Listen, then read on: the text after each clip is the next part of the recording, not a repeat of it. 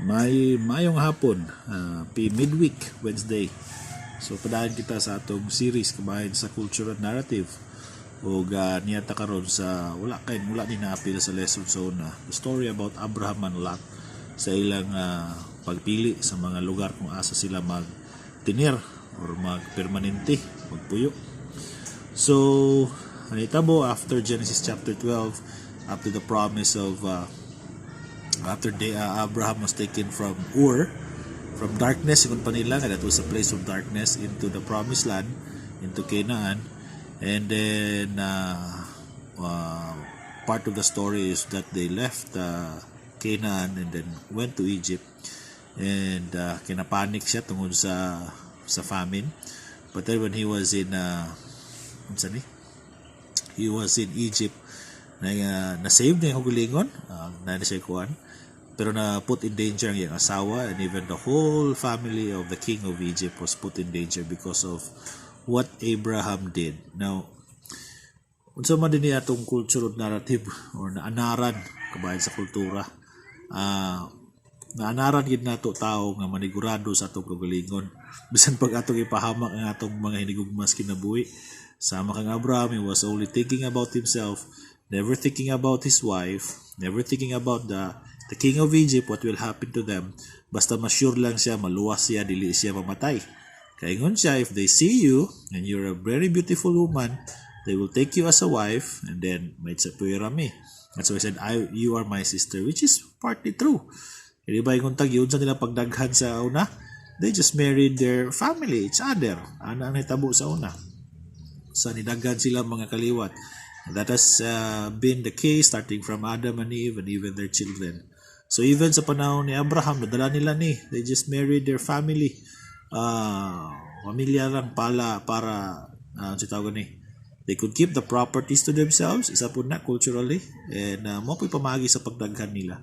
So karon, after that, we know the story. To make it a long story short, somehow there is a maturity and understanding in the part of Abraham that he could always trust the Lord in all the situations na yaga ato agian.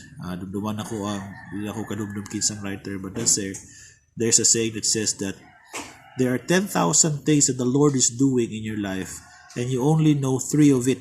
Okay? I think it was John Piper. Okay? Nabasa lang ako na. There are 10,000 things na gabuhaton sa Ginoo sa itong kinabuhi, and we don't know those 10,000, only 3 of it lang. So mo lang klaro sa ato, the rest we don't know. We don't know about what He's going to do tomorrow, next week, next month. We do not know. So mo nga mas maayo nga magsalig kaniya. And that's why Abraham coming from Egypt, that's why nakita niya na put in danger ang iyang life, iyang business, ang pamilya sa king sa Egypt, and that's why they were sent away. In fact, they were very rich when they were sent away. Just get away from us. Ingon dito ang hari sa Egypt, because the Lord intervened in the narrative. Okay, and then when he went back to the place where he started, where he built an altar, and that's why the problem started again. It seems there's an understanding na in Abraham that he could trust the Lord. That's why he said, Lot, we have to part ways. Okay. We're very critical in the narrative that they have to part way because we know that Lot is an outsider. Okay, yes, he is a nephew, family siya, relative, but he is an outsider of the family of Abraham. Because we know there is a particular promise to Abraham that he will be a father, even though they are old, and he will be a father of many nations, and one of them will be a blessing to all, and the land will be theirs. Okay, there's a specific land given to Abraham. And that's why din sa story makita na to nanay conflict na itabo, di sila pwede mag-uban ni Lot.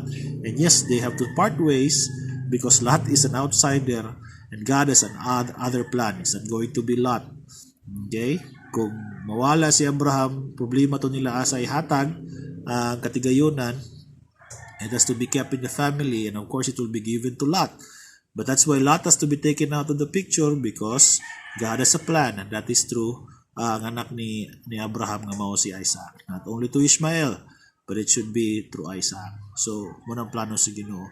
And it seems, again, I say it, Abraham had an understanding already that he could trust the Lord. That's why he let Lot choose first. Okay? Now, napoy duha ka wisdom din nga itong makita nga si Abraham was making a godly choice, godly decision. If we make this story about godly decision, yes, it is. It could be.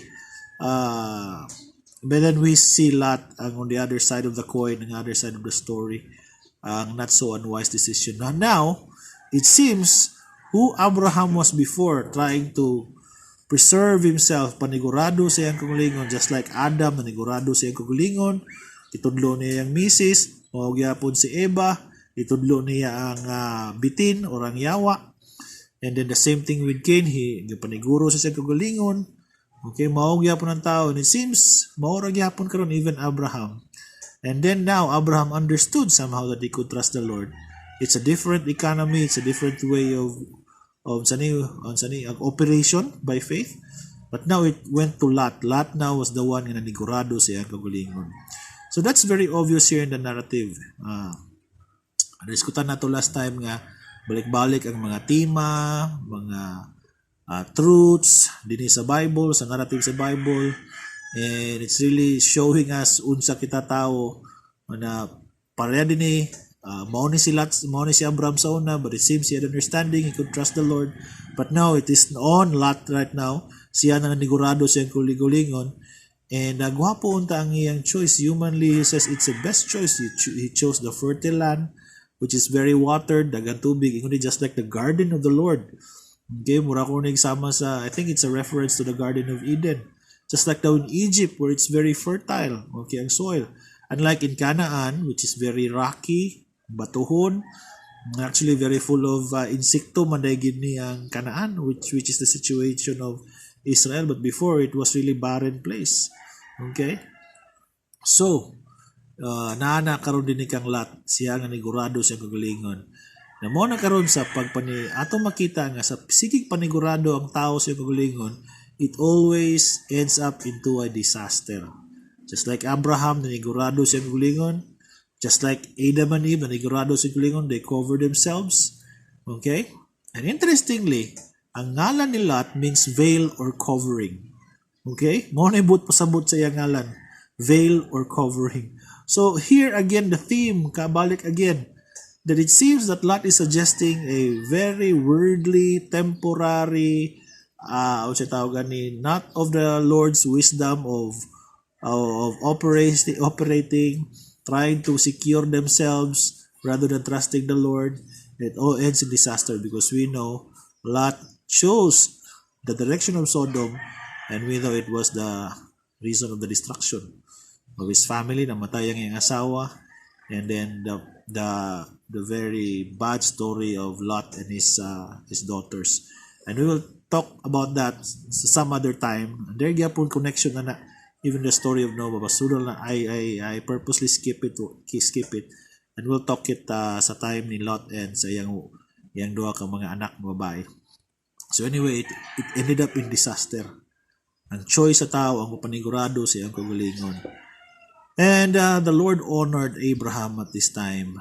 Understanding ni Abraham that he could trust the Lord sa iyang kinabuhi, even though Lot chose the fertile soil, the place where there is water, okay, flock good kinabuhi good sa imong kong panginabuhian na nakasalalay din And Lot chose the better one, but we know that was not honored. It was a choice of destruction because it is paningkamot sa kaugalingon. That's why the Lord blessed Abraham. He chose Canaan. He stayed in Canaan. And we know that it was the promise of the Lord. The promise of the Lord was fulfilled there being in Canaan. Not in Egypt, not in Ur, but in Canaan. Okay? The place where we know that during the time of Noah, diba? Kining Canaan, mao ni sila ang mga anak ni Ham. And Ham was the son na wala nalipay gayud si Noah. We'll talk about it more next time. Okay, a connection. Pero nabutang din ni karon si Abraham. He had to be there because the promise of God was to be fulfilled there in Canaan. Not in Egypt, not in Ur, not in anywhere else, not towards Sodom and Gomorrah, but there in Canaan because God had a promise. Gato makita din ang dagan sa storya nga